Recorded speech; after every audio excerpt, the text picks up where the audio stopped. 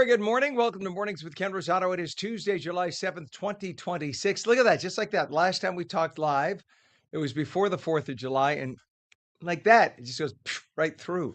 We'll take your calls at 888-658-0234, 888-658-0234 to kick things off. Meteorologist Mike Favetta with the forecast near you. And Mike, man, it's like you could write an encyclopedia on the weather that we've had in the last week. It's been wild. Last time we spoke, like you said, so much heat, the records being broken left and right, even overnight for warmth. And now, hope you had built your ark because with all of the rain that fell, inches of rain across New Jersey, leading to lots of flash flooding. Well, there's not more significant rainfall ahead, but there are some clouds for the rest of the day today. So the wet weather, even though that's in the rearview mirror, look at all of the rain that's down to the south and east and the clouds that linger for most of the day today. The futurecast shows a lot more clouds throughout the rest of this afternoon. Not really seeing any clearing, not really seeing any drying out. It's just going to remain muggy and humid, as is the case for most of the East Coast. Have to wait till tomorrow for that bright sunshine to return to begin the drying process. That doesn't even happen until later tomorrow morning into the afternoon. And then I think we stay dry for most of the day on Friday, with the exception of northern New Jersey gets clipped with another round of showers and storms, likely not expected to be severe. Around the lunchtime hour, once that passes through, that's along a front that will finally push through and clear out by Friday, bringing some drier weather. So we had several inches of rain across the state. Now we just wake up with that low cloud cover and muggy conditions across New Jersey with temperatures that are actually below average for a change. A little bit of a cool down this afternoon into tomorrow. We'll tell you more about it coming up with another check of your forecast, Ken, in a few minutes. All right, Mike, thank you very much. And by the way, Mike, what did we break all temperatures like highs last week? Were there all sorts of Oh, broken highs or yeah, and in not only the highs, but the low temperature. It never got that warm. It had never been that warm overnight. Some overnight lows were in the mid to upper 80s, meaning it never got below, 89 degrees at night. Ridiculous heat with that so humidity. that's South Florida weather. That's what South Florida gets on the overnight, where it doesn't get down below the 80s. Exactly, right. Yep, Unbelievable. That is wild. crazy weather. Yeah, it's you just never had relief. It's not like it could cool down, you wake up and oh, okay, things hmm cooled down last night. It was No, just baking. no. And Right. I remember, yeah, go ahead. I'm sorry, Mike. It progressively got hotter each and every day because if you start even warmer with that extra humidity, the next day's temperature climbs even higher. That's why we're hitting triple digits every day. Unbelievable. And that stuff bakes into the ground too, right? The hmm ground gets hotter, everything gets hotter, the trees, and you get that radiational heat. Well, listen to me, radiational heat. All right, Mike, thank you very much, sir. I do pay attention every now and then. We will check back in a little bit. Appreciate you, my friend. It is 63 degrees northern New Jersey, 65 in Trenton, in Los Angeles, 63 as well. So right across the country, it is warmer than that in South Florida, though. Right now, it's 70 degrees in Fort Lauderdale, but our daytime high. Yes, now it will get hotter in Fort Lauderdale than New Jersey because of our cloud situation. In terms of traffic, here's what we got, and we have a lot of it to talk about.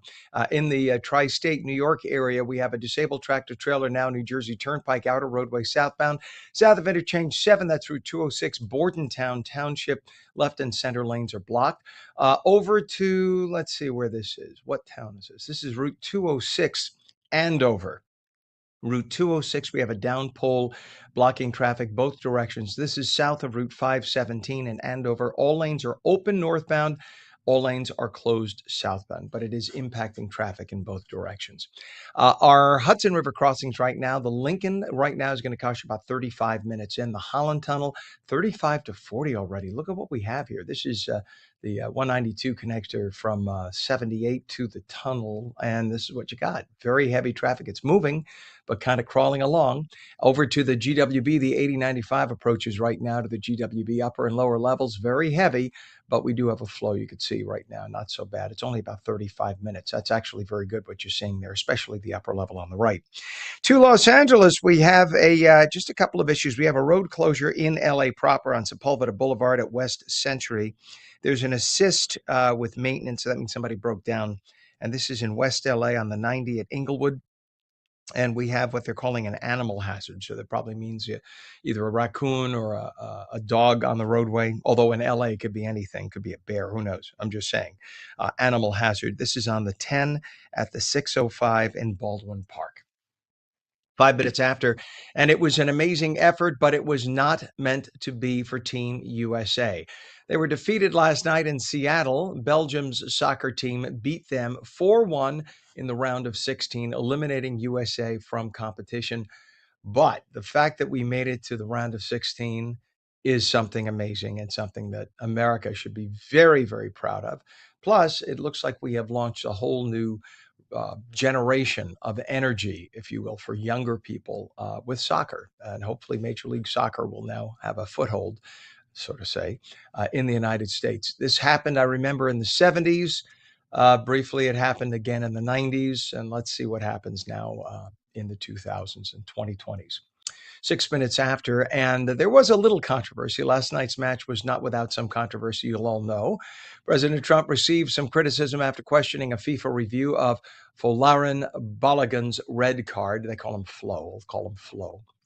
So he called in the original referee's decision against Flo unfair, but he denies that he influenced FIFA's outcome. FIFA says, even the head of FIFA says, I don't even have the decision. It's a committee, and it's probably a committee of Trump haters, by the way.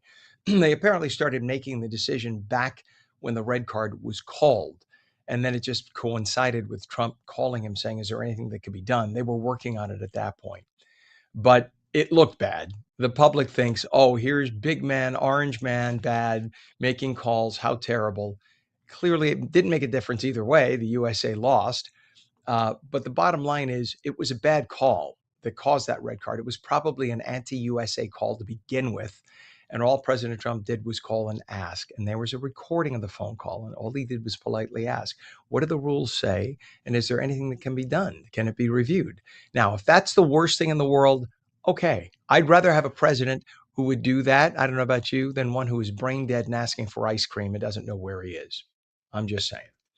It is 7 minutes past. Utah prosecutors began presenting evidence against the man accused of killing Charlie Kirk. The preliminary hearing will determine whether the case proceeds to trial.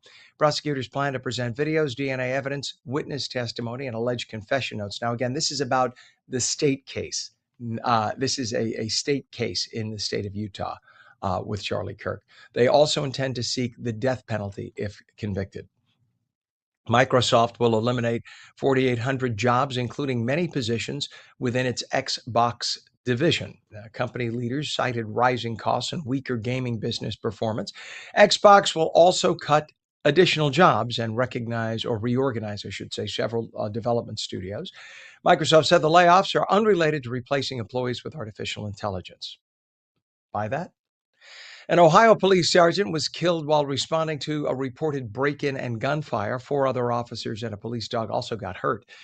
The suspect and 2 additional people died during the incident. Authorities continue investigating the circumstances surrounding the deadly confrontation. A New York man sued the Department of Homeland Security over agents' response to his email. The lawsuit argues his criticism of ICE was protected by the First Amendment. Federal agents delivered warning notices months after his original message. DHS denies suppressing free speech and says it investigates credible threats. When you say that they should die and you say to people, go attack ICE, that is not protected free speech, period. When you rally for somebody's injury, whether they're a federal agent or not, when you try to organize people to go kill people, that is a violation of law. In almost every country in the world, by the way. So the free speech thing doesn't count in that case. There are exceptions to free speech. If you have a peaceful gathering of people and you get them all rallied up to go kill somebody, to go, let's go beat them up, that is not free speech. If you were to say in a public setting, I'm sure a lot of people are going to be upset and a lot of people would like to do something, but remember, don't do that. Use your power to protest. That is free speech. That's where it's allowed. But once you rally the troops to go attack somebody, which is what the allegation is here with this guy, that ain't free speech. Anyone will tell you that. You could be a first day law student. They know that. That is not free speech. 10 minutes after, and Cuba's power grid failed again yesterday afternoon, leaving the entire island of 10 million people in the dark. That after days of protests over recent long blackouts during one of the hottest summers, just like here, down there in the island's recent history. The blackout, which began around noon, at which point the National Communist Government-run power company announced, quote, total disconnection of the national electric power system and said it was investigating the cause, like the other 12 million times that it investigated the cause. It never gets back to the people. Cuba's power grid has collapsed many times since 2024 after decades of failure to maintain and modernize the Soviet era power stations. This is what happened. I mean, this is why when you have democratic socialists in New York City promising you the sky, the moon, stars, free buses, free healthcare, free college, free food, free everything. Where do you think it comes from? Somebody's got to pay for it. Somebody, in order to get the food isn't manna from heaven. Somebody's got to go till the fields and pay for the fertilizer. That has to come from somewhere. Oh, it'll come from the government. Where does the government get the money? Government gets the money from taxes. See, a capitalist system is an engine. It starts here. It's money from the taxpayer, and the taxpayer gets money from other taxpayers who buy the goods. The taxes get paid to the government. The government then has money to spend to other people to make the engine move. When everybody stops doing it, the engine stops. It'll run just like a plane with 20,000 feet with no engines. It'll glide for about 20, 30 miles, then it crashes. And it's the same thing with communism. Every single time communism, socialism has been tried, it collapses because it runs out of, as Margaret Thatcher famously said, you run out of other people's money. That's what happens. So kids, unfortunately, they're into this. They're into this. They just look at their little MP3 and their little movie, and they don't care about history. They don't care about history. And then you have enough people online who are twisting the truth one way or the other. So they think, oh, it just hasn't been tried right. If we try communism the right way, it'll be fine. Doesn't work. AI-generated actor Tilly Norwood will star in the upcoming feature film Misaligned. The project combines traditional filmmaking with artificial intelligence specialists. The story explores identity and artificial intelligence through a self-aware digital character. The announcement renews debate over AI's role in the entertainment industry. I think that's a little creepy. Pretty soon, you're not going to know what's real and what's AI, and that's really creepy. And several Waymo vehicles lost power during severe 4th of July traffic in San Francisco. Heavy congestion and road closures stranded autonomous cars for hours. Roadside crews towed disabled vehicles after their batteries drained. Waymo is reviewing improvements for future large-scale traffic disruption.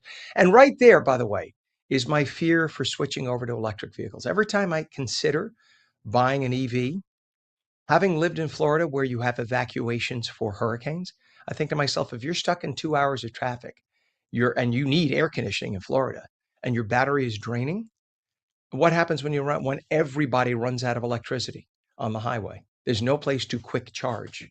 That's a problem. That's why I like the idea of a hybrid.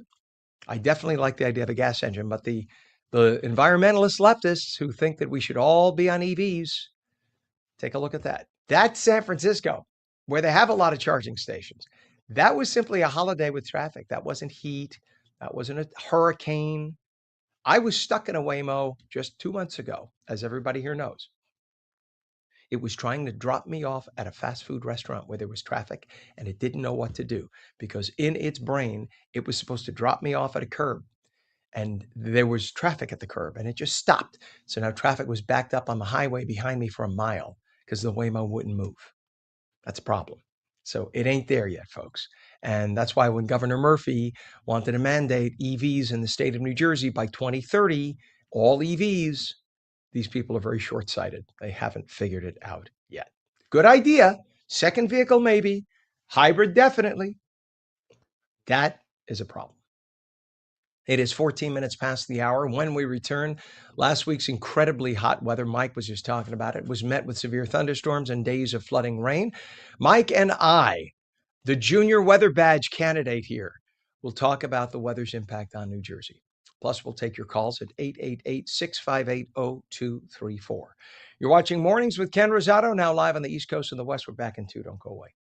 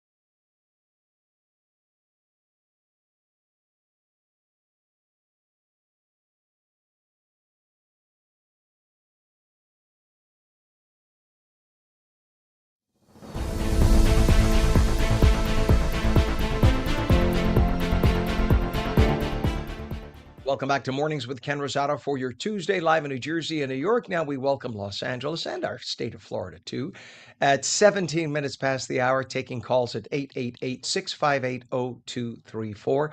We say good morning to meteorologist Mike Favetta with the forecast near you. And by the way, Mike, we talked about the Waymos Hmm. and EVs and whatnot and running out of power. You know what? We've talked about this. What China's solution is now, granted, they have a mandate because they're a communist country. They can do what they want. They don't have businesses competing. But what they do is their cars, no matter what model you buy of communist car, their cars have swappable batteries. I've Now, seen it. Very cool. right? They pull out. Now, the thing is, a Tesla, the whole base of the car is a battery. That's how you get like 250, 300 miles out of it. So it's the whole foundation of your car. Whereas the Chinese car, all you're swapping out is part of it. You're swapping out, I guess, about an hour's worth of battery. Swap it out, put it in. It's like getting gas. You go there, they pull out Hmm. one, put in a new one, boom, you go. So it'll give you an hour. Nobody wants to do that here. But wouldn't that be a nice compromise?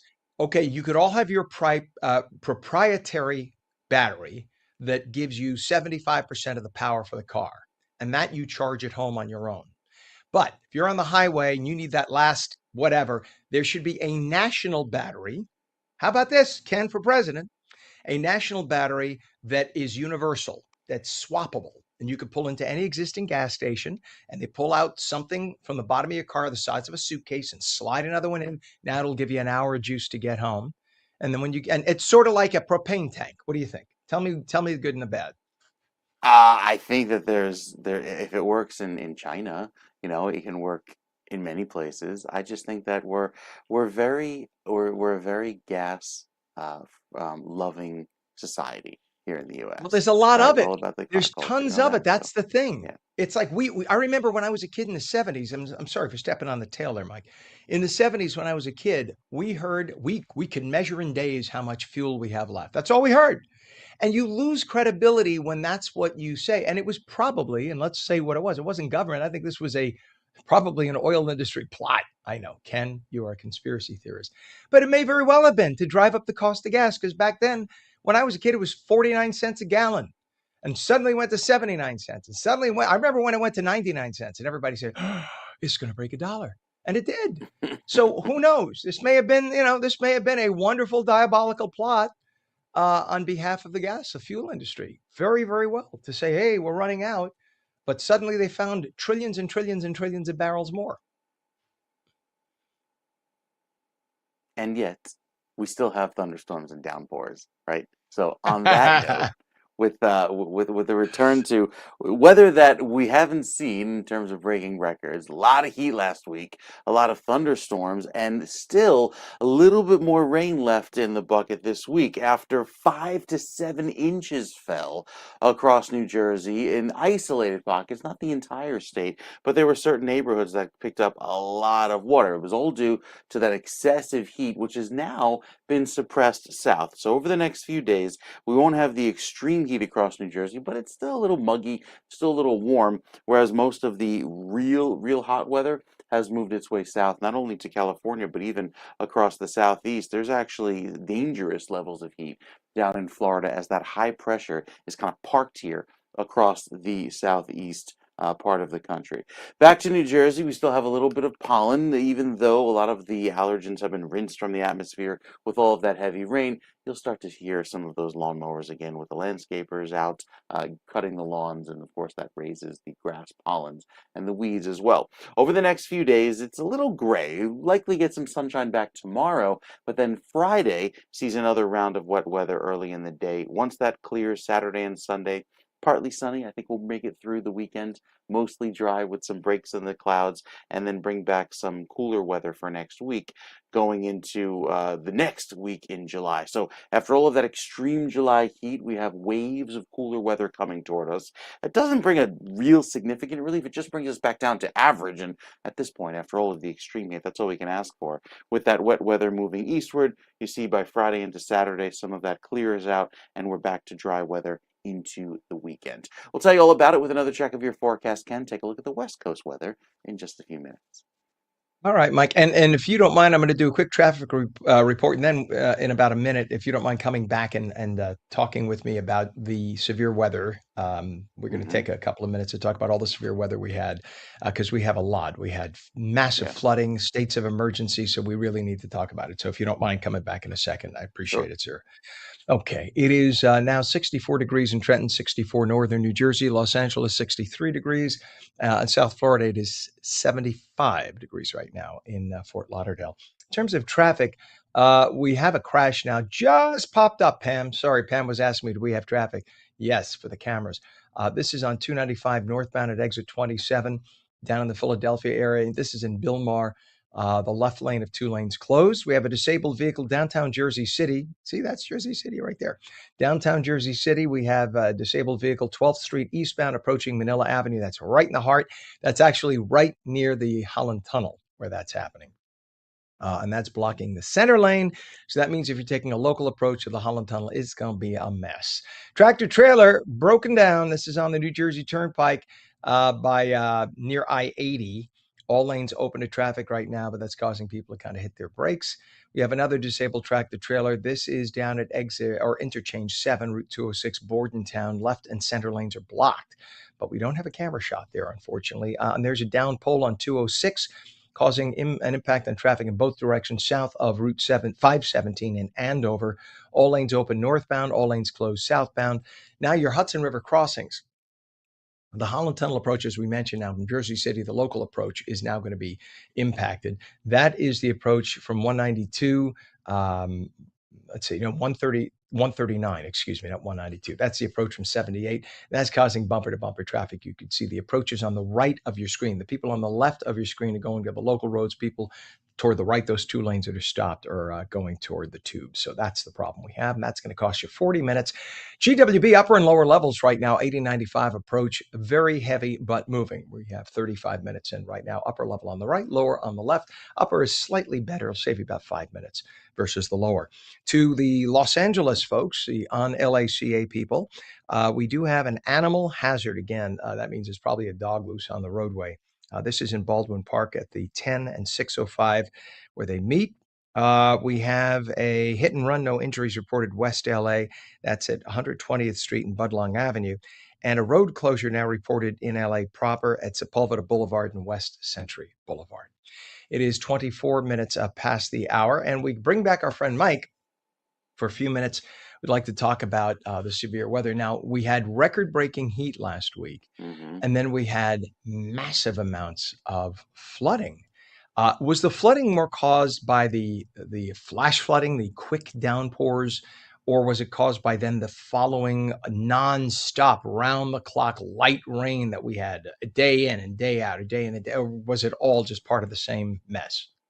No, it was caused by that heat. So a hotter atmosphere can hold more water because the atmosphere towers higher into the sky, allowing the clouds to get taller and allowing the rain to hold, excuse me, the atmosphere to hold more water. So in the case of these storms that came through, you had so much more rain within the cloud cover, and that's what dumped on certain areas. There also wasn't a big steering mechanism. Typically, when a front comes through, you have a line of Mhm. storms that moves quickly across an area.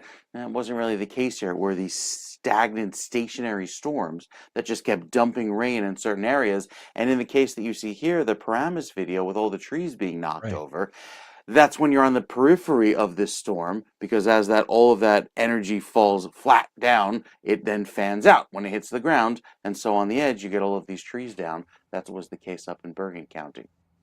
So we had in Paramus a state of emergency issued. This is Paramus right here. Look at this. Hmm. This was sent by an ex poster who then sent it out to I know a lot of the weather people. Amazing video to capture that much lightning. But I guess that's what happens, right? When you have a super heated atmosphere, it charges the upper, as you mentioned, as the clouds go higher and higher and get into that upper atmosphere. It charges, you have charged particles and you get that electric sky, right? Yeah, it's a lot colder up there, so hail develops within the cloud. And while we didn't get much hail here on the ground because it was simply too hot, a lot of that ice rubbing up against each other, creating the static electricity, generates an impressive amount of lightning, and that's what we saw the other day.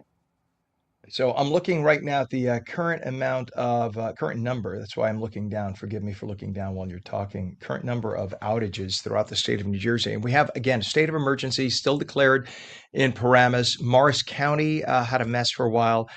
There are still 23,000 customers out throughout the state of New Jersey. Most of those customers, I'm looking, PSE&G, actually, First Energy has the majority, followed by PSE&G. There are almost 20,000 customers out with First Energy. So we'll keep you updated and let you know, as folks come online. But it seems that it's mostly northern New Jersey. I'm looking at the map. In fact, with the exception of what looks like Union County, it's mostly northern New Jersey that has most of the outages still. Do you think that is more because of the trees and whatnot you have More in of the that area? trees, right? And then you had more of those larger systems that were very stagnant down in southern New Jersey. So I know we have video of the Ocean County where the Mm. BJ's roof collapsed from the heavy rain. I mean, look at the rainfall in that area, reaching purple Right. levels here. So that's, close to 5, 6 inches of rain in a very Wow. short amount of time. And that water simply has nowhere to go. Unbelievable. Unbelievable. Well, Mike, thank you so much for the information. Always appreciate tracking that data with you, sir. And we will check back in a little bit. You bet. All right. It is 28 minutes past the hour. When we come back, a New Jersey business owner is helping ease the back to school transition for college students strapped with huge expenses. Great guy. We're going to talk to him in just a minute. Phone lines are open. We'll take your calls at 888-658-0234. And Mike comes back. He has the forecast near you. You're watching Mornings, seen daily at ONNJ.com, ONLACA.com, on FLA.com, and 23 other platforms around the country and around the world. We're back in 2.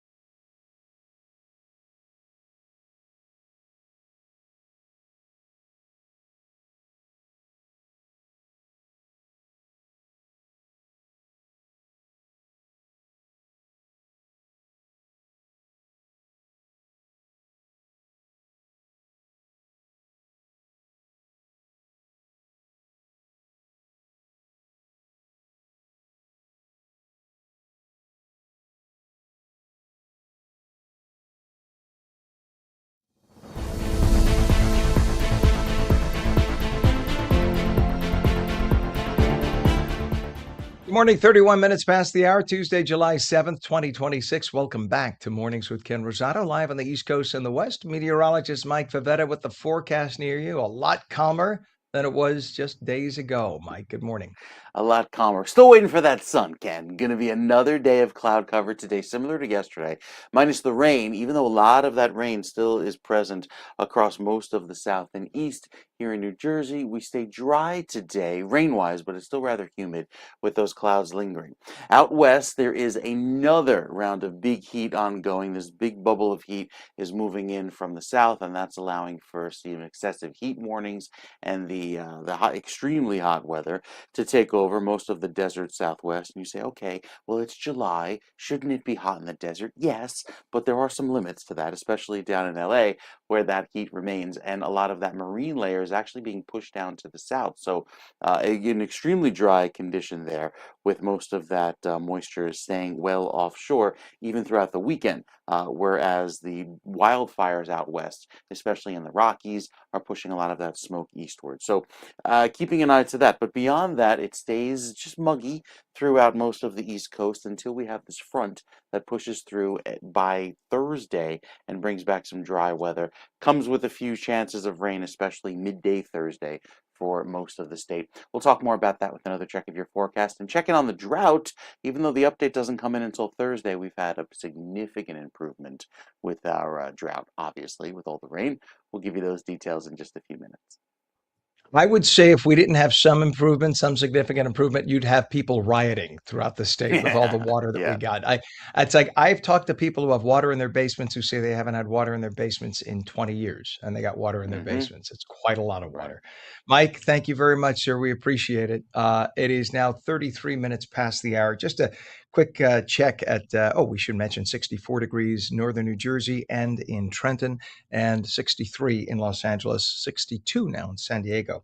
In terms of traffic, we have a disabled tractor trailer by 206. This is interchange 7, 206, Bordentown Township. All lanes are open to traffic, but there's a slowdown as you go past there. Over on 295, Belmar, we have a crash northbound exit 27 by the interchange with I 76 and 676. Left lane is closed.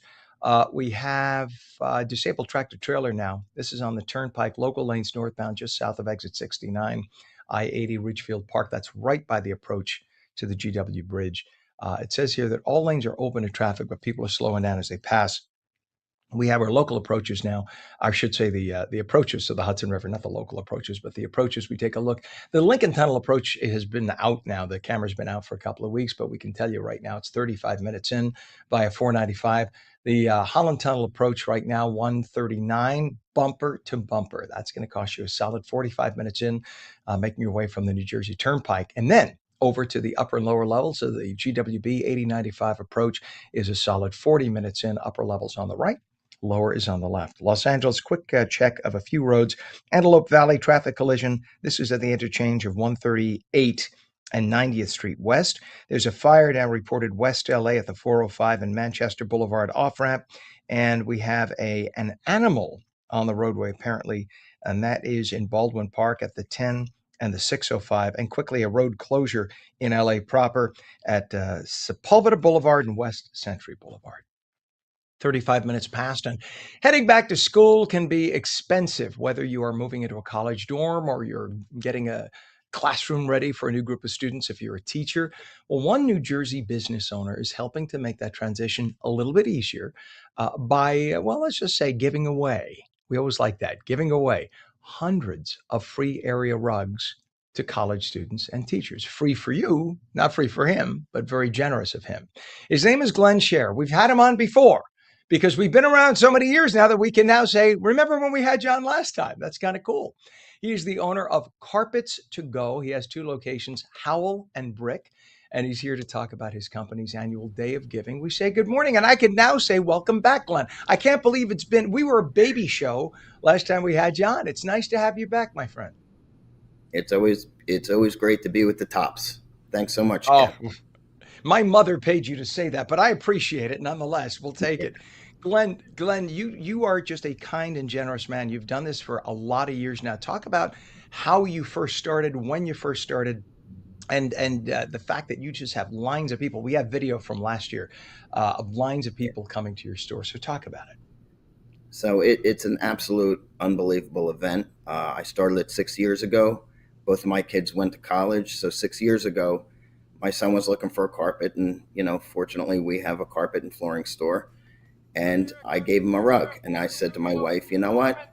Other people need rugs. So I started this giveaway, and it started out slow, and then it got crazy over the years. In the last couple of years, the lines were around the building, and it's just I made it a day of giving because this world is a lot, and to be able to give a little bit, that it's my part to give back, and it And works. And you want them to give something too, right? They if they can, they can make a donation to a food drive or something, right? Isn't that part of it? right, so we have the Wingman Foundation this year. Uh, they donate food for the holidays and all year round to the different food banks, and also help families in Monmouth and Ocean County for gifts for their kids. It's very important to give back, and I just, the more and more that I do it, the more and more that my vendors are giving to me, so I can give more back to the public. It's really becoming infectious, and that's exactly what I want it to be. That's the word that was popping into my head as you said it. It becomes infectious. When people see other people doing good and it gives them a good feeling, they then want to take part, right? And they want to do, even if it's just a Absolutely. little bit. Everybody can afford to buy a few cans of canned food or buy something to help somebody who needs it. I've said it in the past. A lot of people are reticent to give cash, but very rarely are people reticent to give food because we've all felt hunger at some point in our lives. And so you want to be able to help another human being out so that they never experience that. And in your case, every little bit, the giving away of the carpet is what greases the engine and gets the giving going. And just the kindness of doing that is so, so beautiful. Now, this is going to be on July 25th. Am I right? That's a Saturday? Yeah, it's July 25th. I put on social media that the line starts at 5 a.m. We do open the doors at 10 a.m. We allow 10 people in at a time. Everything is controlled. And the two rules are, if you're coming, if you're going to be going to college, you need to be wearing the college shirt of the school that you're going to be going to. And we also extended it this year and last year to teachers for their classrooms, Mhm. because really they're the educators that are building the foundation for these kids. And I think it's just as important. So, and the second rule is, besides wearing the shirt of where they're going, is they have to come here happy. And then when they leave, they're actually happier. It's just a great day. It's just a great, happy day. You are the definition of a mensch. You're a good man. How did the idea you talk about your son giving your son the college carpet, if you will, when he was going away. But when you first came up with the idea of making this a big public thing, did you think it was going to take off to this extent? I actually did not. I was mostly for local, but it's, as the day goes on, more droves and droves of people come here because the college kids are sharing it to their social platforms, and it's insane. We're getting people from New York last year, Pennsylvania, Connecticut. We had, and they're coming for a free rug. It's not that big of a deal of an expense, but it's just everybody wants to be a part, and I love Mhm. that. I love that. Right. It's not even the physicality of the rug. It's about wanting to then take part in a giveaway and helping other people in the process. That's the kindness. It's like greasing an engine, so to say, right? You start it Yes. off, and then others say, "Well, if he's doing it, then I'll give something too. We got to give something. Let's stop by this market and buy some food for these folks." And it just even if it sets the ball in motion and makes them think every time they go shopping, just because I'm not going to go for a carpet today, I could still donate to my food bank. That's a good thing. And you just Yeah. you plant that seed of kindness in their minds. You're giving away 350 rugs this morning. How do you pick out what you're going to give away and stock up for it? So we work on this for 5 months previous to the event. I look at my inventory. I see, what I'm actually either sitting on too long or whatever. Actually, I have one of my vendors donating some carpets, but we actually have to cut them all down to different sizes, and we do edge them, so they're not raw edges. They're all actual rugs, Mhm. specific sizes and things like that. And my thing is, you know what? I want to give a little bit of comfort while the kids or the teachers are at school, and it's just the part that I can contribute. Again, I can't tell you enough what a great day it is. And, it's good karma, and we all should give back to community, and we only go around this earth one time, and make the best of it. That's my part. Every time those kids get out of their dorm bed and they put their feet down on what would have otherwise been a cold, dirty floor, they will now have a nice warm carpet, especially on a cold day, to put their toes on, and they'll have you to Why thank not? for that. It's very nice. And the idea that Absolutely. it's all edged, so those carpets are ready to go and put down when they're all edged like that. So give They're everybody ready. your website. And by the way, is it going to be in both your locations, Brick and Howell, or is it just one of the locations? No, this year we're only going to be doing it in the Howell store, which is at 1787 Route 9 North in Howell. It's such a big deal that it just the logistics of it, it just made more Right. sense this year to keep it all in one store. And you're also encouraging other businesses to pick up the ball too. Do what you're doing. Everybody give back a little bit, and you'll have a whole community of goodness. We're running out of And it's time here. I just want Yeah, go ahead. Go ahead. Finish your sentence. Go ahead. no, it's just a feel good moment. That's all. That's a good thing. Give your website once again. It's carpets2go.nj.com. Carpets carpets2go.nj.com. Carpets to Go, home to Correct. the annual Day of Giving. It's this year, it's on Saturday, July 25th, Howell location. And that is line up at 5 a.m., doors open at 10. You're going to get let in 10 at a time. Just wear your college shirt, right? Whatever college you're going to. Owner Glenn Absolutely. Share.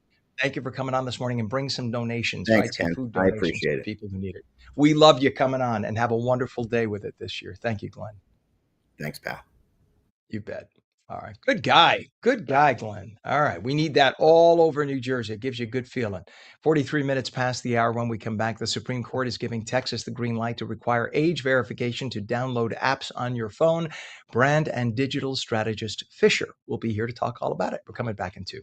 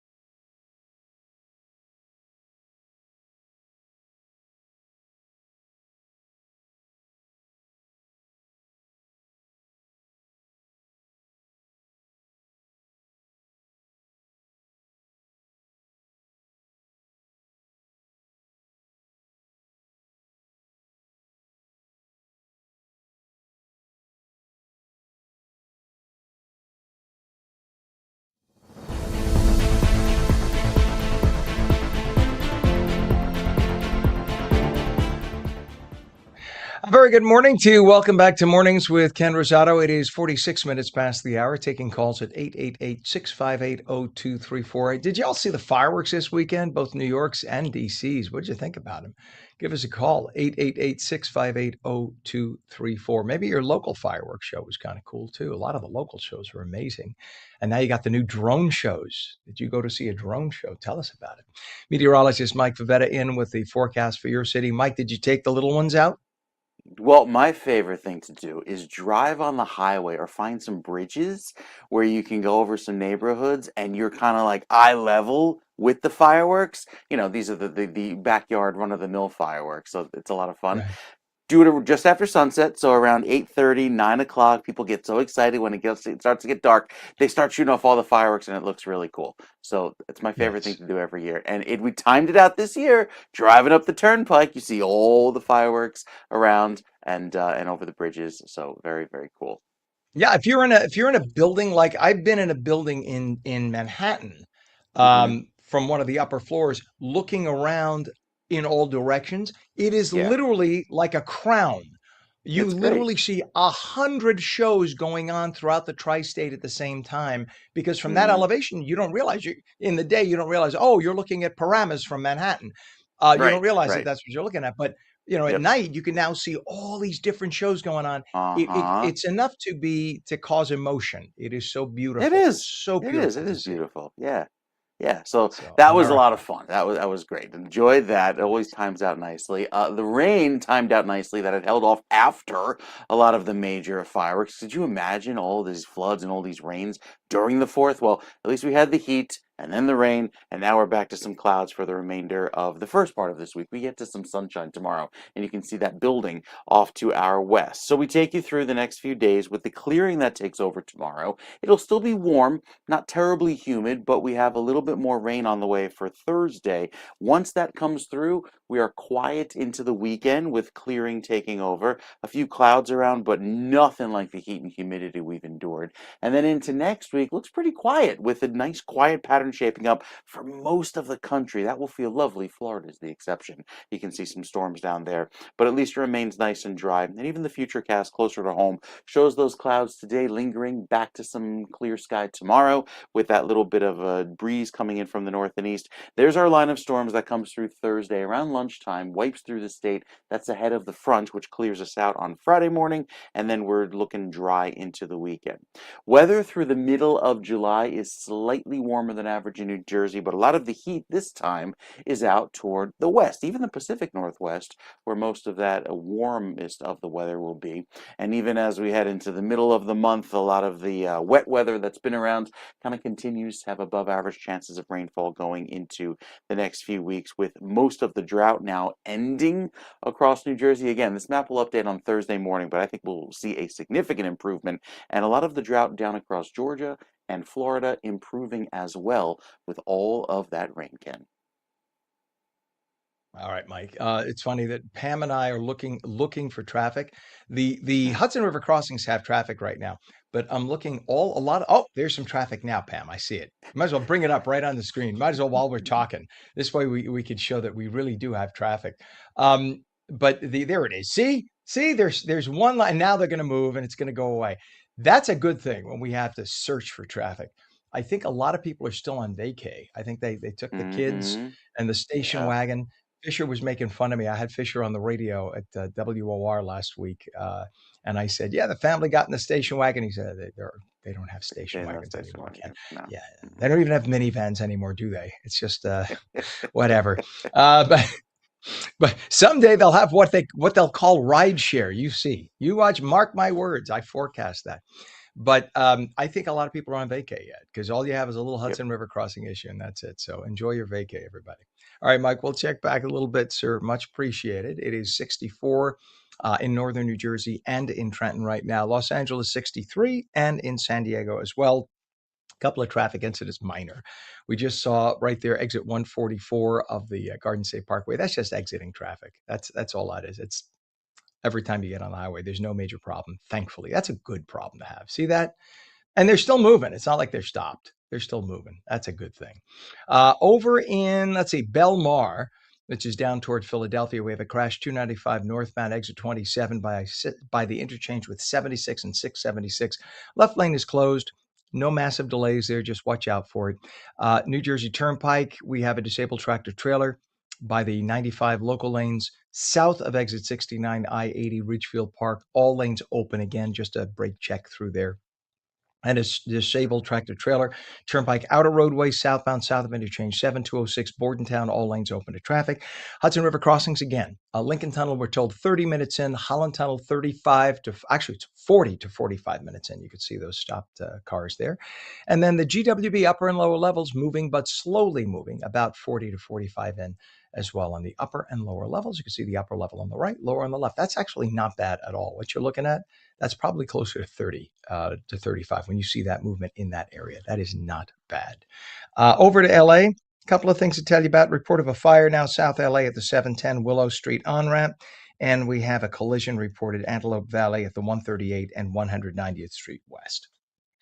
752 East Coast, 452 West, and the Supreme Court is giving Texas the green light to require age verification and parental consent to download apps on your phone, and self-driving Waymo cars stranded, as we mentioned earlier, over July 4th weekend on the streets of San Francisco. Brand and digital strategist Fisher, whom you can reach on X and Threads at Fisher or through his website, fisher.media, is here to talk about it. Good morning, Fisher. Good morning, sir.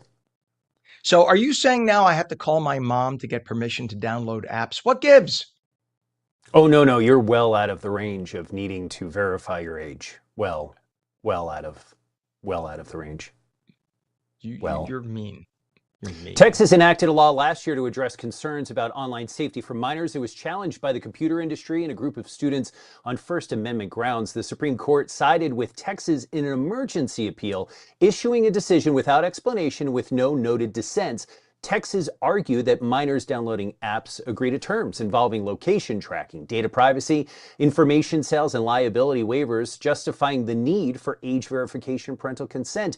Opponents, including computer and communication industry associations representing companies like Apple and Google, warned the law could block young people from accessing a wide range of legitimate content, from books and music to magazines. The ruling is just an emergency docket decision that allows the law to take effect while lower court litigation continues. It does not provide a final resolution on the law's constitutionality.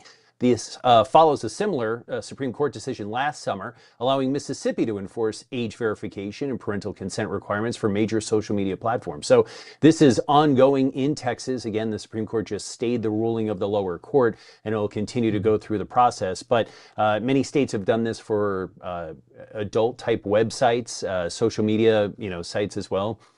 So it's not uncommon, but it seems like I think California has something like this in place as well. So this will go forward, and we'll eventually see an outcome, probably in Texas' favor at some point. Yeah. I remember, was it 2 years ago? There were in Florida. Every time I fly back and forth to Florida and I watch local news, there was a lot of people protesting the same thing, that for, I guess, adult websites, that people needed to now have age verification and whatnot. And, I mean, is it too much to ask? I guess it's a pain in the neck if you're going to do that, and if you're one to use those sites. And I get it, but you use it once or set it up once, I guess, or whatever, however many times you got to set it up. But it's to keep kids away from that kind of garbage. So, I mean, sure, but it also goes into, we've had discussions about this in terms of Europe and using verification. So now it ties me potentially, they say it doesn't, my ID or, whatever verification that I use to those sites. Now, let's forget adult sites, right? Let's just talk about social media. So now I have to, if I use Reddit, and Reddit, usually you have an alias. You don't typically use your real name because it's more, again, it's a trashy kind of social media where you talk a lot of crap about things and ask questions that you wouldn't ask in normal conversation.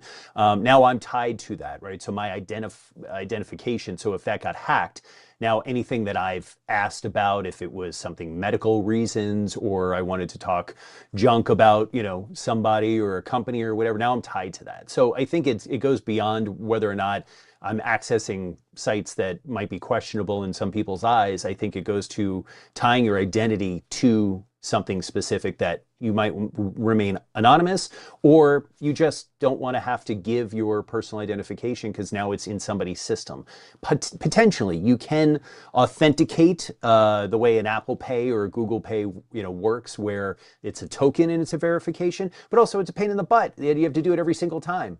So there are reasons against having to identify yourself, because who's to say that you log in once on your computer and then your kid doesn't use it to access, so they might they might require your need to identify yourself every single time. We've all been on planes, or most of us, and Wi-Fi is sketchy, and sometimes even just typical, so imagine trying to use Instagram on a plane, and then you have to identify, and then it's not working well because it's higher security.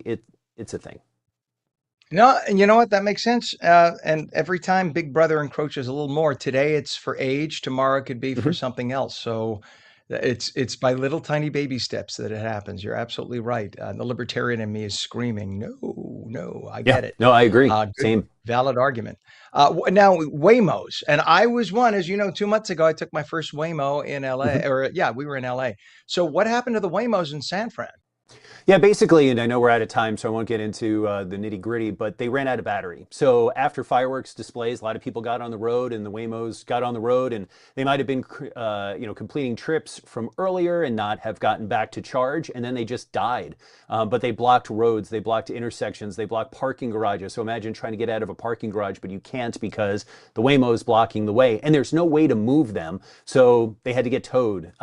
They do have remote operators that are able to drive them, but if you don't have battery, you don't have the ability to do that. One Waymo actually caught fire because the Waymo just drove over fireworks and got blown Oh up my from gosh. underneath. So there was a lot of things going on. But yeah, when you have a traffic jam and the Waymos are doing their business during the day and they have battery enough to do that, but then when traffic jams and the car is sitting there and you have the AC on and all that, it drains the batteries. So yeah, batteries died and it caused a lot of traffic jams. So you can see that in that video. I'd be ticked. You would think I mean, there's an easy solution. I immediately thought about it because I thought about it when we were in the Waymo. If the Waymo gets down, it should be a mandatory. You get down to 25%. You have got to stop. And at that point, there should be a message that comes up. This Waymo Sure, but it can't is go running anywhere. out of So power. We're going to I pull say that over and another Waymo gets you. sure, but it's not with 25%, you still have battery left. I have a Tesla, which I love, and I understand the battery situation. But if you're stuck in traffic, you can't go anywhere. So then you're just telling the people to get out of the car, and then the car still can't go anywhere. So there's a lot to that and a lot to the battery. 25% is still a lot of battery, but yeah, there should be a better way. Well, this is the issue. This is why every time I think I'd like an EV, having lived full time, you and I are going to have a having discussion lived later. no, wait a minute. Having lived full time in South Florida, where I have had to evacuate in 5 hours of bumper to bumper traffic. Sure. If you had everybody trying to go find a place to charge, it wouldn't happen. It couldn't happen, and that's a problem. That's why I say if 5 or 10% of America has an EV, fine. If then another 10% have hybrids or 20%, great. But if 100% had EVs, we'd have a big problem. I think Sure. therein Hybrids lies. are much better solution. You could charge and have gas in case you need it. So yeah, All right. So God help us, we agreed on something. we're still going Brandon, to talk digital about the battery strategist. problem though. I mean, there's got to be a way, a technology to get them to last a little longer. Or Agreed. eventually maybe Elon will have it so that wasn't he talking at one point about having the strip along the roadway so you could charge your battery Yep. as you drive? Yep, So there that'll you go. come to houses soon to be able to charge on the pads. Yeah. You just drive right up. It's kind of like your phone sitting on a charging pad, right? It'll be a magnetic thing. Kind of cool. Brandon, digital strategist Fisher, he's into all the techie things. You could reach him on X and Threads at Fisher. Send him your outrage. Do it. Or through his website, fisher.media. Thanks for coming on this morning, Fish. You're welcome. See you next week. See you then. Always threatening me. All right, for those of you watching on LACA on the West Coast, stay tuned for your local news. If you're watching on New Jersey, we will be right back live with New Jersey news, opinion, weather, and traffic. Thanks for watching Mornings. We're back in 2.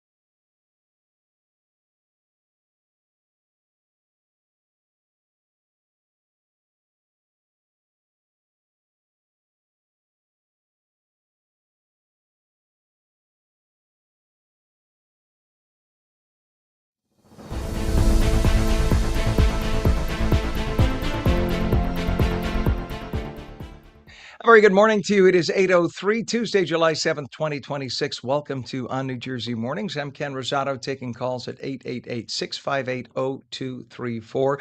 We go to meteorologist Mike Favetta. And Mike, I'm just looking at the latest power outages. Morris County leading the way. Not proud to be, of course, but we have Yeah. in Morris County 8,000 outages. We have 2,600 outages in Sussex. And I want to clarify, when we say an outage does not mean a person. People always confuse that. An outage could be a building, and a building could have 100 persons in it. So it could be a business, could be an outage. That could have 1,000 people in it.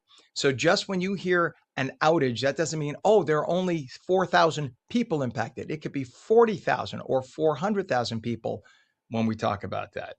So in total, 23,161 customers, which again could equal hundreds of thousands of people, depending on where those customers are.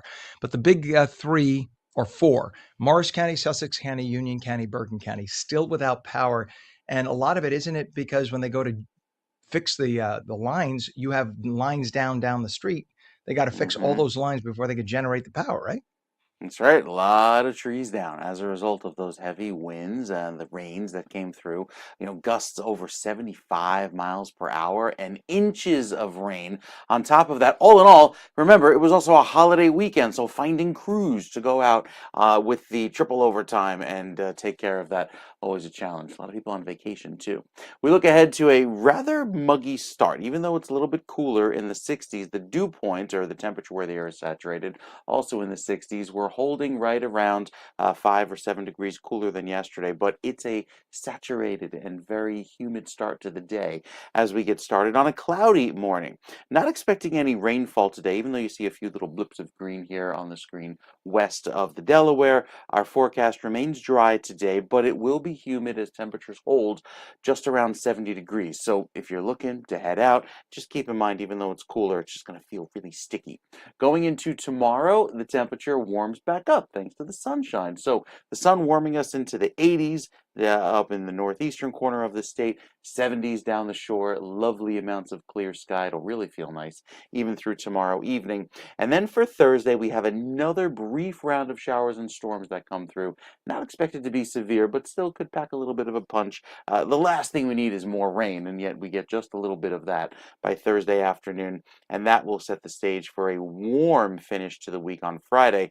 Back up in the 90s up in northern New Jersey with that weather remaining warm. Even down south toward Camden could hit 94. Saturday, starting to see some clearing, still unclear where the forecast will go exactly for Saturday and Sunday, but I think we'll be dry, even though we are waiting to see how much sunshine returns. So there's a little bit of a wet finish to the week, waiting for that sunshine to return tomorrow, Ken, but it will feel nice with those highs. There they are, in the low 80s. Pleasant weather ahead. All right, so pleasant weather. We like those words. Thank you very hmm much, Mike. Once again, those 23,161 customers in the state of New Jersey, predominantly now northwestern New Jersey, 4 counties.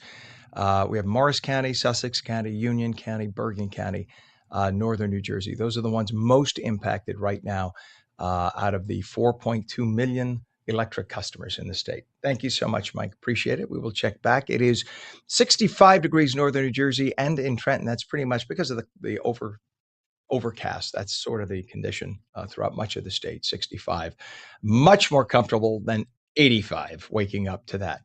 We have a lot of issues on the roadways. Unfortunately, we don't have a lot of cameras. Let's start with US 1, Pam, if you have the US 1. There's a crash on Route 1 southbound by Riders Lane in North Brunswick. You can see through the fog there, a little bit of fog. And this is, let's see, left lane of 3 lanes closed due to that crash, southbound Riders Lane, North Brunswick. So now that's, in fact, that's not too far from the college where this is happening. You see the flashing lights right in the middle. So they're going to be working on that for a while. That's a pretty busy interchange. US 1 by Riders Lane, North Brunswick. 1 left lane of 3 lanes closed. Over to 495, we have a disabled bus in the exclusive bus lane. That's going to cause a problem. There are no cameras available right now. They're doing construction. So all the cameras are out going into the Lincoln Tunnel. But that's a problem. When the bus lane is out, big problem. Now the buses have to take the main lanes, and all the buses stuck behind that bus. Now you have God knows how many people who are going to be delayed getting into New York. So if you know anyone who normally takes one of the express buses, into New York and uses the bus lane, they're going to be late. Unfortunately, that's a big problem. We also have problems on 95. Let's see, what just popped up? Oh, in the Garden State. Okay, let's do 95 first. We have a disabled tractor trailer turnpike by the local lanes at exit 69, I-80 Ridgefield Park. And now we have at the Western Spur. Pam, we do have this mile marker 111.3. Eastern Spur north of interchange 15X. There you go. So there you go. So that's the problem is, however, on the other side causing this. So you have a problem now in New Jersey Turnpike Western Spur debris spill, and that is causing in Kearney the center lane to be blocked. So you could see they have the cars pulled off on this down to one lane as a result of that. That's going to be a mess. We also have a problem that just popped up on the Garden State Parkway, and that is northbound south of exit 135 Central Avenue Clark with the left lane blocked. And your Hudson River crossings now, again, the Lincoln is a mess because of the bus lane being out. That's going to be about a 45 plus minute delay. Your Holland Tunnel approach right now is very heavy, also 45 minutes. You could see the stopped cars there on the right and the extreme left of your screen. That's a 45-minute approach. 8095 on the GWB going into the upper and lower levels of the GWB into upper Manhattan. Also extremely heavy right now. That's about 40 minutes. Upper on the right, lower on the left. Good luck getting in today. It is a tough one. Last week's intense heat wave is believed to have caused at least 22 deaths in the state of New Jersey as a heat dome that had settled above parts of the central and eastern U.S. finally gave way to severe storms. That knocked out power to 1 million homes and businesses. New Jersey officials said Saturday that they began to see what they believed were heat-related deaths as early as Thursday. They saw the numbers starting to tick up, with most occurring in central and northern New Jersey. At least 3 additional deaths around the country are being blamed on the heat. Heavy rains pounded New Jersey yesterday, causing the collapse of a 50-foot section of the roof of a BJ's Wholesale Club in Ocean Township, temporarily trapping 3 people inside. First responders rushed to the store just after 11. 27 people were inside when the ceiling fell. Amazingly, nobody got hurt. That is amazing. Look at how much of that roof was impacted. Nobody got hurt. Monmouth County officials are now investigating. Breaching whales struck and severely damaged a Carteret Fire Department boat during a patrol. Firefighters abandoned the sinking vessel and they escaped without injury, fortunately. Whale didn't know. Whale was just being a whale. Officials credited life jackets with helping everybody. I love when AI helps to write the story. Officials credit the life jacket. Life jacket, you did a good job. Authorities continue investigating this unusual incident. Usually the whales don't come up that quick there, but it might have been a young whale. New Jersey officially recognized open water lifeguards as first responders through a Senate resolution. They were not considered first responders, but of course they're first responders. The designation grants access to emergency responder benefits and workplace protections. Supporters say lifeguards regularly perform life-saving emergency duties under dangerous conditions, and officials hope the recognition also helps address ongoing lifeguard shortages. Makes a lot of sense. 2 people died after a single vehicle crash on Route 55 in Deptford. Police say the driver lost control before the vehicle overturned and struck a tree. Both the driver and the front seat passenger were pronounced dead at the scene. A rear seat passenger had minor injuries. The investigation continues.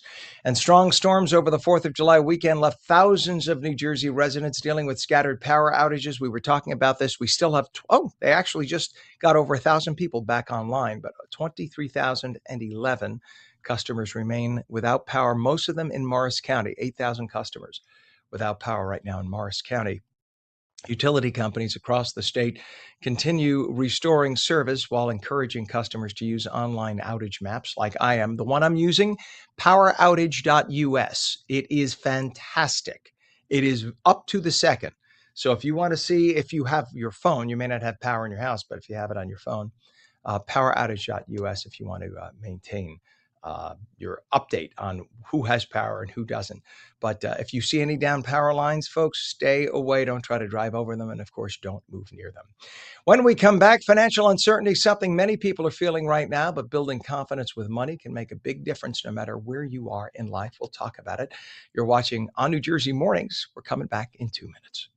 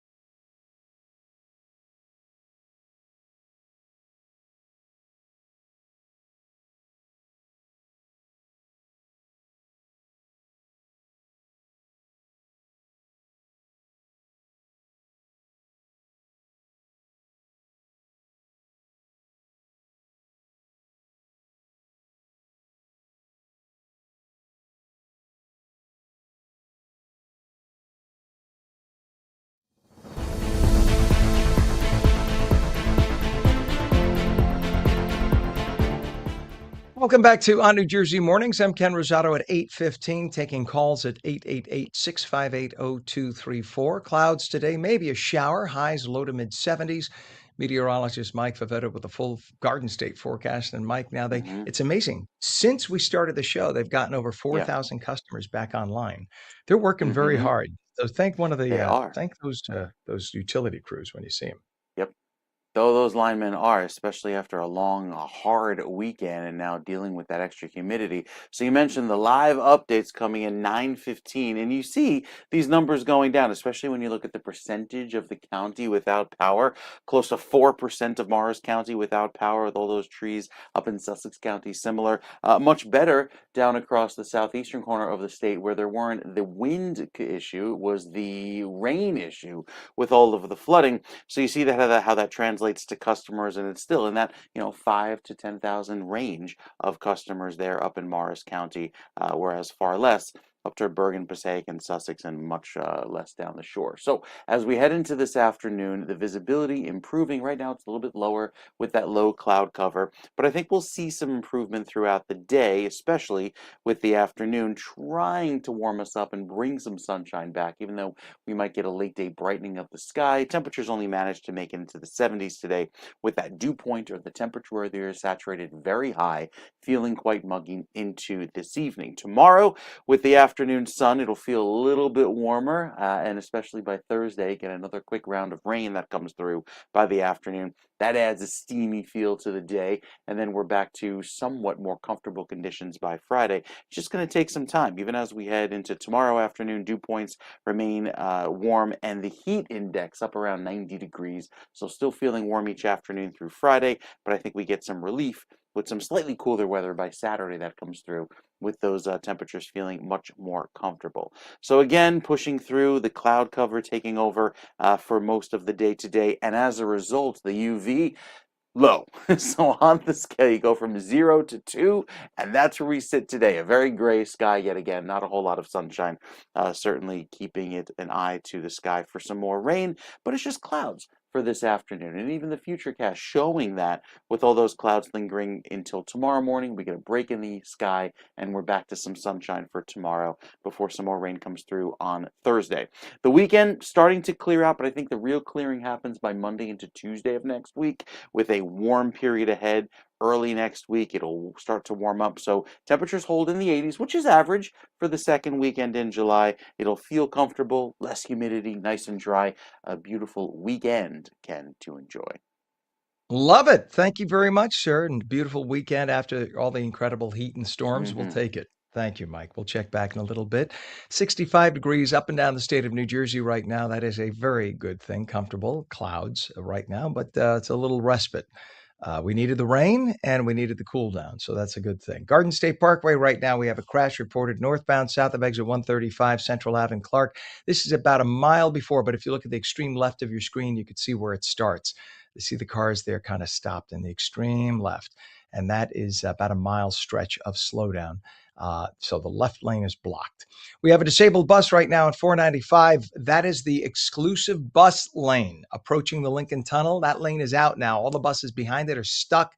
That means hundreds and hundreds and hundreds, if not thousands, of people who normally take express bus service from much of New Jersey into Manhattan through the Lincoln Tunnel, and they take that express bus lane, they're going to be delayed. So make sure you, if you're an employer, be nice, because they're coming in, they're stuck, they have no choice. But that means Lincoln Tunnel, the other lanes are all going to be bumper to bumper. That's going to cost some extra time. We're talking 45 minutes in right now. The Holland Tunnel approach is very heavy, 45 minutes as well. You can see bumper to bumper there on the left side of your screen. And the approach to the GWB actually is lightening up a little bit. Upper and lower levels only going to cost you about 30 to 35 right now. Wow, that's really nice. Actually lightening up a lot. It was a little bit 5 minutes ago. Now it's great. Now that doesn't mean there's no traffic. You just have to go beyond that camera. That is right there. That is 2 miles from the bridge where that is. So right beyond that is where it begins. But usually that's the indicator. If it's at the point where you see the blue stripe, that's usually 30 minutes. Anything beyond that, it increases in time. So we're under 30 minutes now and via the GWB. Very good.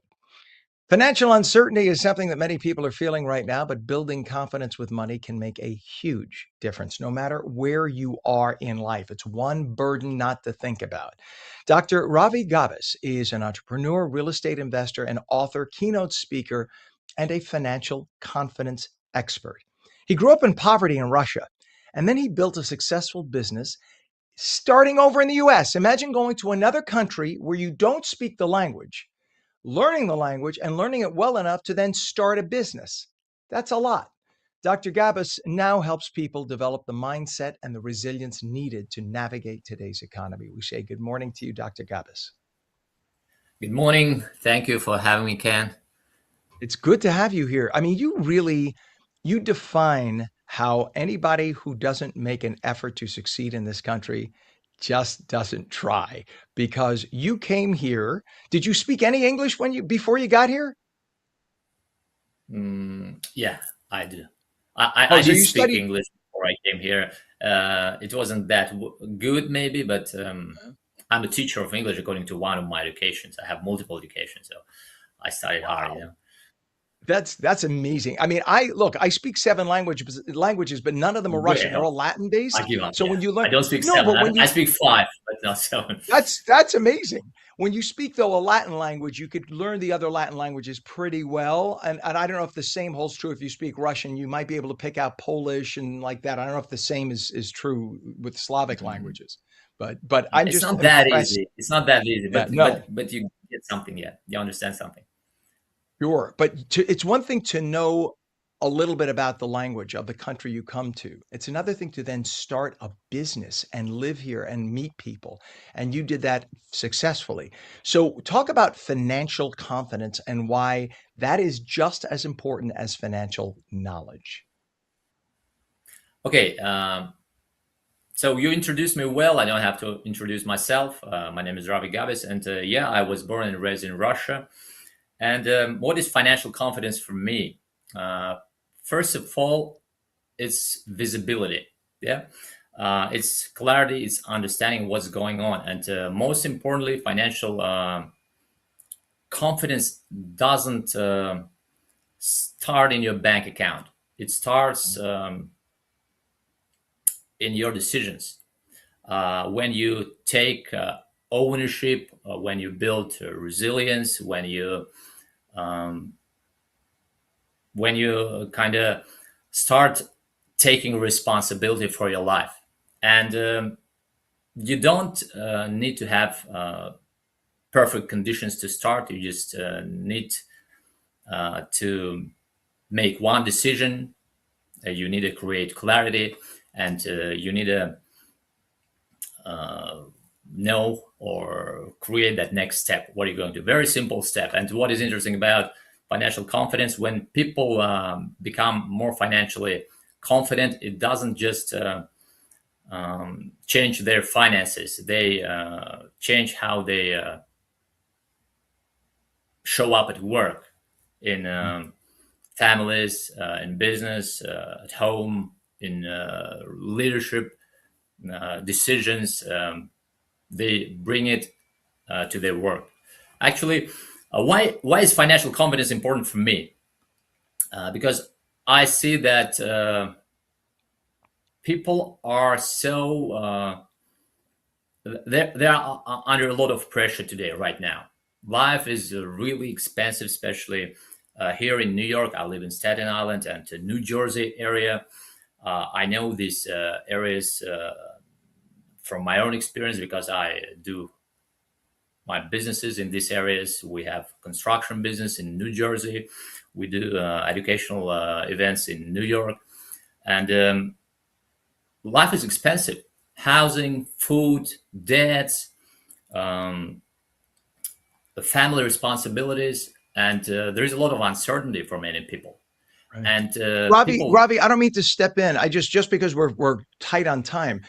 What are some of the biggest financial mistakes that people make when they feel stressed or uncertain? Do they just make the wrong decisions? maybe the biggest mistake people make, from my point of view, is they refuse to look at the numbers. They're Yeah. afraid of that. And when they avoid looking at the numbers. And when you avoid looking at the numbers, fear grows and pressure grows, stress grows, and people start bringing it to their work. And when you look at numbers, control starts coming back. And actually, the first step is very simple. You just need to sit down and write down your expenses, your income, your debts, your minimal family needs, and then control comes back. And you just there's funny thing about control, expenses control. As soon as where focus goes, energy flows. And when you take your expenses under control, automatically the level of expenses goes down, clarity increases, and confidence comes into your life. And then it influences all spheres of your life. Your productivity at work, your relationship, your decision making, so everything. And you actively invest in real estate in New York and New Jersey, right? So what are the opportunities and the trends that you see in today's market? That's too much of a word to say that I'm actively investing, because I'm only 1 year here in the United States. But we do real estate business in New Jersey now. We're building houses, let's say. I don't want to go deep in that direction, but I'm a real estate guy for more than a decade now. And what I love about a local market, that United States gives you a huge opportunities to invest in real estate. The main thing, it gives you leverage. If we compare this with the countries where I used to live, Turkey and Russia, the leverage is huge. You don't have these opportunities. I can't say anywhere else. I haven't lived everywhere, but opportunities that the United States provide for Americans are huge, and I would never underestimate that. When people say, I want to live in Turkey, I want to live in Russia, you should understand what you have here. But to understand that, you have to compare. That's maybe what people. So, Gavi, only because we're now up against a commercial. Give everybody your website so people can get more information about you. What's your website? Maybe my Instagram page. Does that work? Okay, that's fine. Sure. Ravi Gabis. How you heard? RAVIGABIS. Ravi Gabis. I publish some useful materials every single day. Fantastic. Dr. Ravi Gabis. That's RAVIGABIS, entrepreneur, real estate investor, author, keynote speaker, financial confidence expert. Be confident, but can get control of those numbers. Sit down and look at them. Thank you for coming on this morning. We appreciate you. Thank you for having me. Have a good day. Thank you, doctor. You bet. It is 8:28. When we come back, the phone lines are open. We'll take your calls. Meteorologist Mike Favetta says clouds, maybe a shower, highs low to mid 70s. We're back in 2 minutes.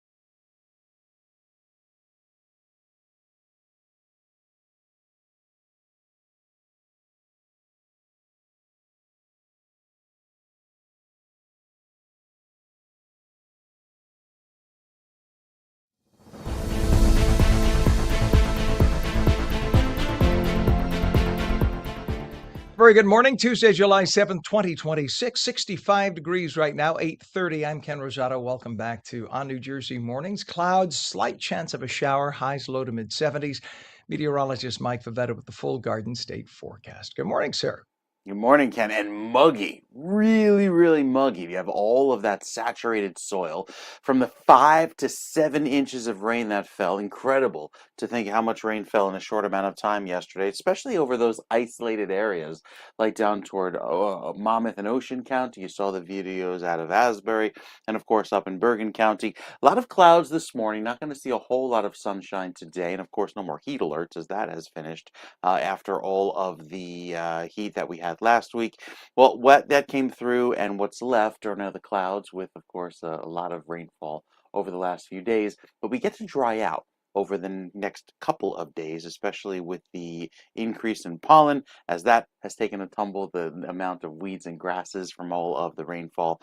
Those levels have gone down, but we'll see them rise, especially with the sunshine back as soon as tomorrow. We only make it into the 70s today. The average high is 87 degrees. So you think 15 degrees cooler than average. That's a nice break considering we were well above average just a few days ago.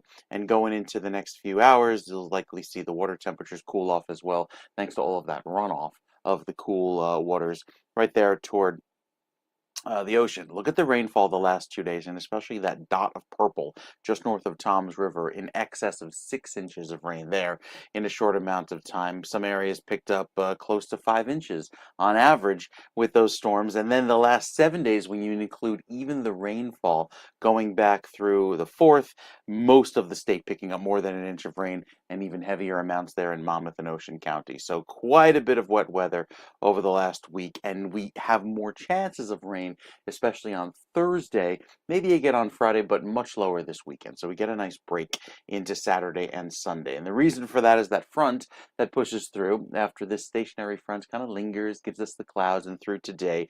We clear things out by tomorrow, late morning, early afternoon, for some brightening of the skies. It'll look quite nice. Another round of rain comes through on Thursday, and then Friday, as the front pushes in, we finally clear out for the weekend. So it'll look nice and dry on Saturday and Sunday with nice clear sky, very pleasant weather, and comfortable conditions as well. Even though high temperatures hold in the mid 80s, that's average, and that'll feel great going into the upcoming weekend, especially after all of that heat breaks. And then I think by Monday of next week, start to see a little climb in temperatures each and every day. Down the shore, Friday could still be warm because it takes a while for that front to sag south, and then when it does, we cool things down by about 11 degrees into the weekend for comfortably sunny conditions both days, Ken, Saturday and Sunday. All right, Hey, Mike, just to share with you, we have a live feed right now. The president just landed in Ankara, Turkey, or it's no longer, it's no longer Turkey. It's properly pronounced Turkiye, Turkiye. So if you hear me reading it as Turkiye, that's the way they pronounce it, and they want us, and I'm good with that. Our country is not pronounced the United States; it's pronounced the United States. So right, so if they pronounce it Turkiye, we pronounce it Turkiye. Anyway, so NATO is meeting there right now, and you'd say, okay, that's fine. They decided to have a stretch about 200 feet long with a giant blue carpet for each world leader to come off their respective plane and walk with the president of Turkey. Unfortunately, the president of Turkey is about 130. President Trump is 80, and he apparently has some leg issues, as you know. And seeing these two men walk right now, this 200-foot length from the air, whoever thought that was a good idea should be taken in the back and had a little conversation with, if you know what I'm talking about. The two of them are hobbling for this entire, it's like, I want to run up with a wheelchair and say, hey, sit, sit, sit. I don't know. I'm just, if you see the visual, you'll see what I'm talking about. And I wish I could show it. I can't right now because it's a copyright protected visual. But you'll find it online tomorrow. Maybe we could show it tomorrow. It is crazy. Sorry to waste so much time, sir. But it's just an observation. We'll check out the video from Turkey. Mike, thank you. It is now 64 degrees in northern New Jersey, 65 in Trenton. Power outage is down to 1,400. That's a very good thing throughout the state. Power outage customers. In terms of traffic, the only thing we really have right now, western spur of the New Jersey Turnpike, we have a debris in the roadway, and this is by 15W. Oh, and now it just opened. It just you could see the vehicles out there, see the vehicles way in the distance. So apparently that just cleared up. That's a good thing. Garden State Parkway, we have a crash northbound south of exit 135 Central Ave in Clark. All lanes are open. Vehicles move to the right shoulder. A lot of people on vacation still this week. Hudson River crossings, even those aren't so bad, except Lincoln Tunnel approach, the bus lane. There was a broken down bus, so that's causing a lot of issues. So it's 40 to 45 at the Lincoln. You're better off taking the GWB, which is fine. The Holland is about 40 minutes, you can see right there. But look at the GWB. It's pretty much wide open. Upper and lower levels, 80, 95. It's only going to cost you 20 minutes. That is the way to go right now. GWB, definitely the bet this morning.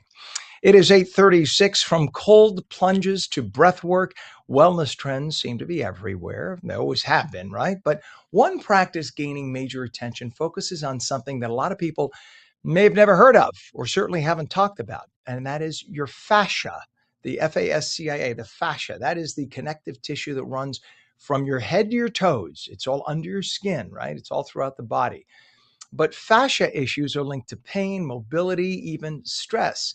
Gary Lineham is the founder of Human Garage and creator of Fascial Maneuvers. And we say good morning to Gary. Hey, good morning, Ken. So do we say Good morning. fascia or the fascia? The fascia is like a system, right? It's the whole skin, that underskin layer that connects our body. But you're saying it's one of the biggest wellness trends right now. So what is that about? What is it about the fascia? Is it that it gets inflamed and causes pain? I think you can actually define it a little bit different. It's what holds everything together. Our entire body, all of our organs, nerves, tendons, glands, lymph nodes, your brain, everything, all your bones and muscles are held in this container called fascia. And that fascia is intelligent. It actually has a brain of its own called an interstitium. And now with today's science, we know that that brain is bigger than this brain. It's quite amazing. And when you move, it supports your movement, but it intelligently knows where to move. It's that thing that gets you to raise your hand when something's coming at you or duck out of the way. Those are all things that your fascia gets you to do, and your brain interprets the signals from it. It's amazing. So is it so? And we've never talked about this really. If you think about it, we talked about the No. nervous system, the musculoskeletal system. We never really talk about the fascia. But that is Mhm. absolutely amazing, and it makes so much sense. So then, when there is injury to the fascia, say if there's a surgical procedure and they have to cut through the fascia, right, to get to whatever's underneath. Does that cause a permanent injurious issue there in the line that's cut, or does it just heal up and everything's fine? Well, it's not exactly that it's a permanent injury, but imagine if you took this shirt and then you cut Mhm. it and then you sewed it Right. back up. It would hang kind of funny around. And so if you stretched it and stretched it and stretched it each way, eventually the fascia would come back to its original form. But we're not taught to do that today. We're taught that if you have an injury or if you have a surgery, you just get up and start moving in your life. And then over time, people have one shoulder up, they have their face starting to distort, their head kind of turns, and they don't walk exactly properly anymore.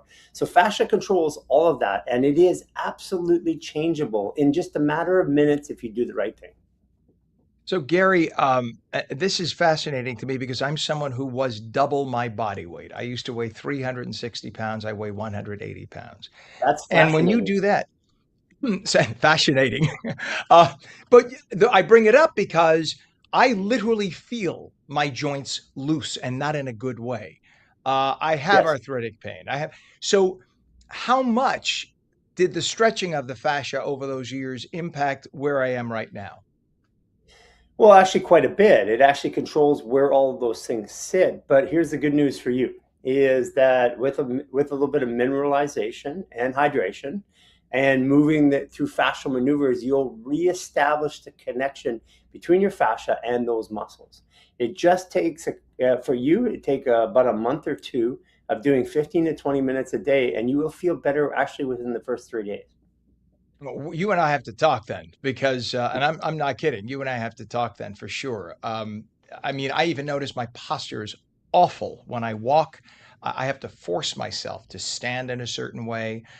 Just everything about my physicality is not what it was when I used to be heavy. I'm glad I'm not 360 pounds, but it just physically, it's like the whole body is different at this point, and not always in a good way. So we definitely have to talk. You have worked with For everyone from you, everyday. Yes. I was going to say for you, it would actually work better. Like within about 3 days, you would start to feel yourself moving a little bit better with only 15 minutes a day of these movements. Within a week, you would feel like you had better posture. Within 3 weeks, you would actually start feeling younger again. And this is something that's very common. I mean, we have over 80 million people around the world doing this, with millions and millions of practitioners and sports coaches and doctors prescribing this for their people. It works. It works immediately, and you'll feel it the very first time. I thoroughly believe it. I know the system you have is called fascial maneuvers, correct? And you've worked with everyday people to elite athletes, everybody in between. Are there simple exercises or techniques that a viewer can do at home to just help improve their fascial health? Absolutely. We have a 15-minute stress reset. And can you imagine erasing all of your stress, literally 75 to 90% of your stress gone in as little as 15 minutes? Because not only stress is something that you don't only experience up here, stress is physical restriction in your body, and your brain tells you about it. And we have a 15-minute stress reset. It's on our YouTube, it's on our website, it's free of charge. Anybody in the world can do it. And within the first 15 minutes, you'll feel the stress reduction. You'll feel your body move easier. You'll feel clarity in your mind. It happens immediately. That's what's the most amazing thing about it. I love it. So how is caring for fascia then different from, say, regular muscular stretching or massage or traditional physical therapy? Well, we found something different. Most people, when they do hear of fascia, they think of Rolfing or a practitioner adding things to you. We found a way to counter rotate the body and move the body, which creates pressurization in the body. And that light pressurization is what tells the fascia to move to support you. Like in your case, where you've lost a lot of weight, and that support tissue, it's like a baggy shirt. It'd be like taking your shirt, putting it back in the washer and the dryer, pulling it back out, and it has its structure and its shape again. Wow. I will be on your website in about 15 minutes, and I may be calling you. What's a website, by the way? Give your website for everybody to check out, and your YouTube channel. You can just type Human Garage in any search engine or any social platform. We have millions and millions of people. You can't miss us. Human Garage, humangarage.net, on any search engine. And what you'll find is a 15-minute stress reset. And when you do it, it will radically change your life the very first time you do it. I promise you that. I believe it, and I will check it out. Like I said, 15 minutes from now, you'll have to hold me back. Gary Lineham, founder of Human Garage and creator of Fascial Maneuvers, helping a lot of people get back in the right shape. Thank you for coming on this morning, and we have to have you back on. It's a pleasure. You bet. Thank you. All right. Fascinating. 64 degrees right now at 8:43. When we come back, our friends at AARP New Jersey present a segment on the challenges of choosing a nursing home. We'll be right back.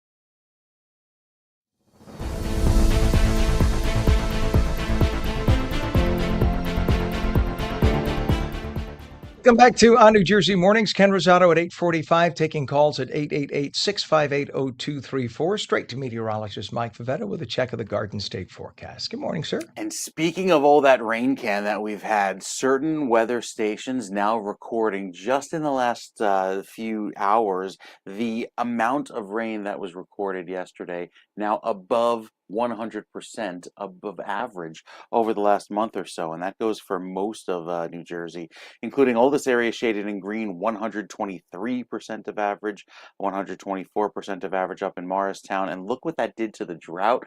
That deficit only extends down toward the southern part of the state. So all of northern New Jersey basically reached average, which is quite impressive just in the last few days.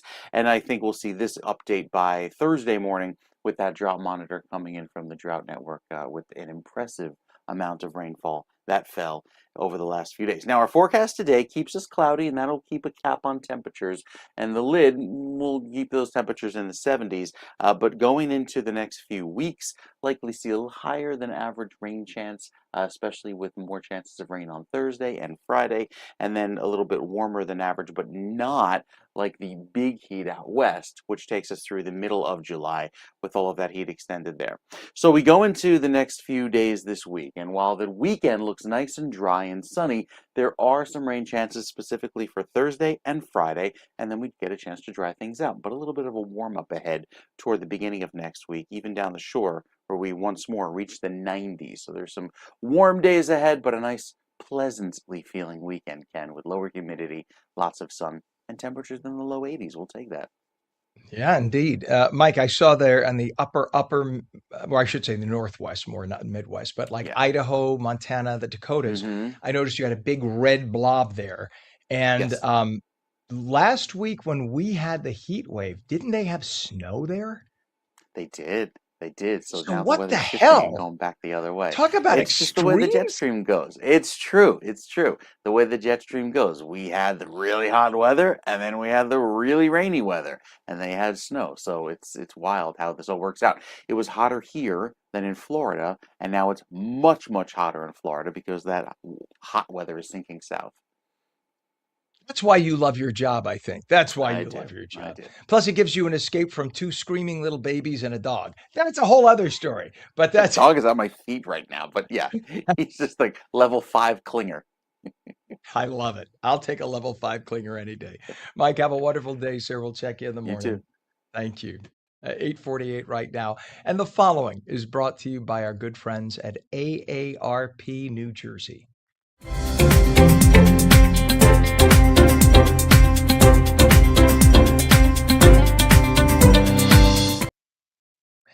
Choosing a nursing home for a loved one can be overwhelming, and navigating the paperwork and the financial requirements can make the process even more stressful. Unfortunately, families can also encounter confusing contracts, Medicaid scams, and other costly mistakes. Joining us this morning is Ryan Ciclari, who is the principal at Porzio, Bromberg, and Newman, and a member of the New Jersey National Academy of Elder Law Attorneys, to discuss how families can protect themselves and better understand their rights. Good morning. Good morning. Thank you for having me. Oh, good to have you on. And I'm one who I have elderly mom and elderly dad. They're in New York State, but both ended up in nursing homes recently, not permanently, but with having temporary care to nurse broken bones, and they had to have round the clock nursing home care. And just dealing with that was a nightmare. I can't even imagine selecting a nursing home for the long haul and how difficult that must be. So tell us about your work with nursing home residents and families in navigating long-term care. Well, believe it or not, those two things actually play into each other because most people who end up in nursing homes usually have that hospital stay before.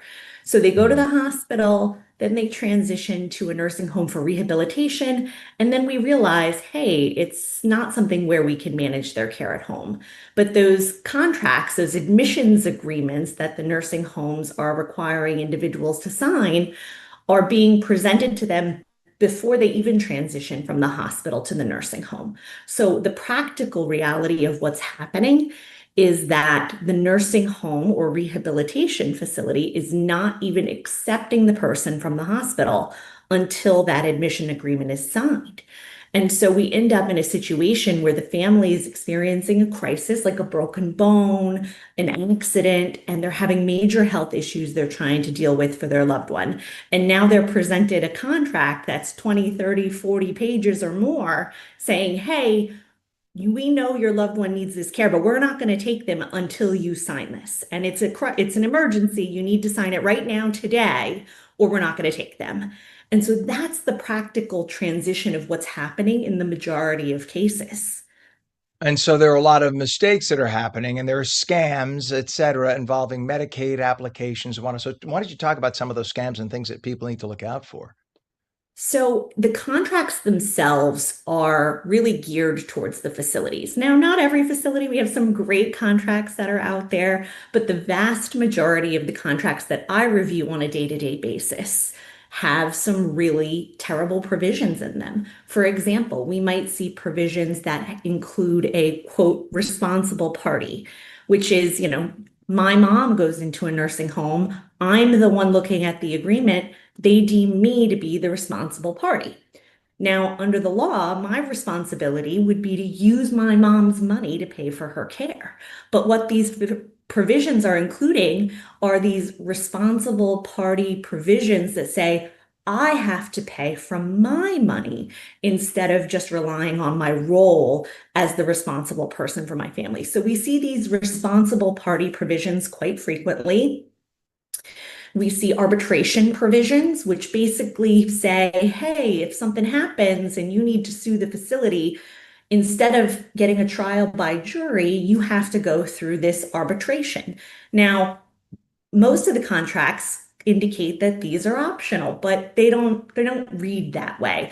And oh no, you have to sign every spot. So what ends up happening is they're signing away rights. They don't even understand really what they're signing away.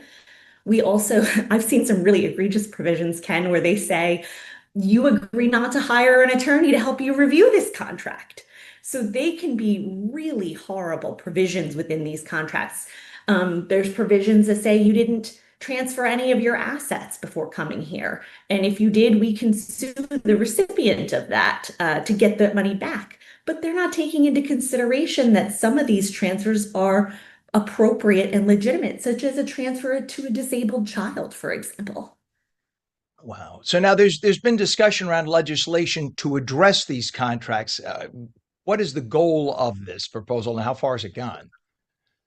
Yes, so there's some really wonderful legislation that the New Jersey chapter of the National Academy of Elder Law Attorneys, we've been working very closely to try and get this legislation passed. We've testified many times in various committees.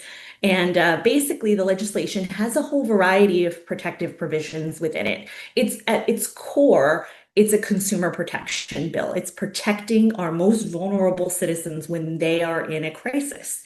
So some of the provisions that are in the legislation as it is written presently include that a nursing facility or their staff or affiliated parties cannot become power of attorney for a resident. There are some cases out there where an incapacitated person was presented a power of attorney document and was told to sign it, naming an agent of the facility. So that is now clearly prohibited if this legislation is passed. There's also provisions within there, hopefully, for a standard admissions agreement. If we can standardize these agreements across the board, somebody could have reviewed it, or they could reach out to an attorney and say, hey, what do I need to know about this? And we could respond to them quickly and efficiently instead of saying, well, I need to review the agreement, the entire 40 pages, because I don't know what's buried in there. So it certainly helps prevent some of these things. Additional pieces of that, the legislation is very broad. Another piece that's included is notice to potential residents and their family members that they have the right to hire an attorney. They don't have to rely on the word of the nursing facility. They should be notified that they can hire counsel to assist with a Medicaid application. Believe it or not, there's a lot of legal rules surrounding Medicaid. And the non-attorney Medicaid application assisters that are often referred by the nursing facilities, they're not attorneys. And so they can't provide legal advice. So if my legal advice says, hey, we could actually protect some of these assets for the benefit of the community spouse, the person not going into the nursing home, my clients generally want to know that that's an option for them. They're not getting that advice when they go through a non-attorney Medicaid application assister. The legislation also would require that relationships between the non-attorney Medicaid application assisters and the nursing facilities be disclosed. Wouldn't you want to know if the company you're hiring to assist you has allegiances to the company that you owe money to? It's a no-brainer that these types of things would be out there to protect consumers. Now, if there's a chance of them making money, keeping money, and not having to deal with their own attorneys, but rather scaring you into it, especially when you're the most vulnerable, when you have to have a loved one, an elderly person being cared for in a nursing home, you want them to get good care. You don't want them to be treated unfairly, et cetera. You get scared and you do whatever you got to do. Well, Ryan, let me ask you, where can viewers go if they have questions or if they think they've been the victim of a scam or an unfair practice? What should they do? Sure. I think one of the first things they should do is contact an elder law attorney. Certainly, they can go to the National Academy of Elder Law Attorney website, and there is an attorney search function there. They can reach out to me. I'm happy to guide people to the right resources. There's also the New Jersey Long-Term Care Ombudsman's office. If they have a family member who's in a facility and they want to make sure that that person is being protected, the Long-Term Care Ombudsman's office is the right resource for them. Amen. Ryan Ciclari, who is the principal at Portio, Bromberg, and Newman, and a member of the New Jersey National Academy of Elder Law Attorneys. So important. Thank you for coming on this morning. Thank you for having me. You bet. And that does it for On New Jersey Mornings. I'm Ken Rosato. We'll see you again tomorrow.